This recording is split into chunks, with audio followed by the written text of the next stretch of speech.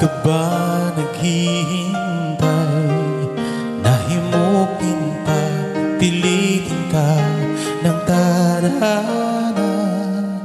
Alam mo na kung bakit ka kakaganyan.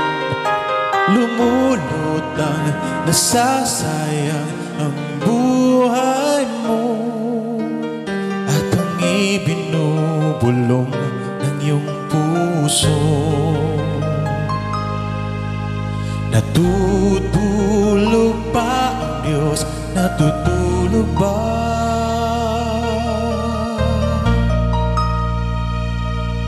At ikaw ay kaagad sumusuko. Konting hirap at munting pagsubok lamang. Bakit ganyan?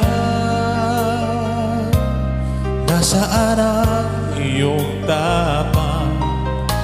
Naduduwag, nawawalan ng pag-asa, at iniisip na natutulog pa.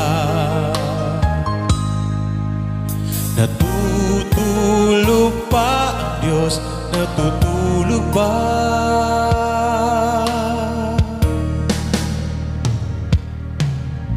Sikapin mo, pilitin mo, tibayan ang iyong puso. Tanging ikaw ang huhubog sa iyong bukas. Huwag mo sanang akalain natutulog pa ang Diyos. Ang buhay mo ay mayroon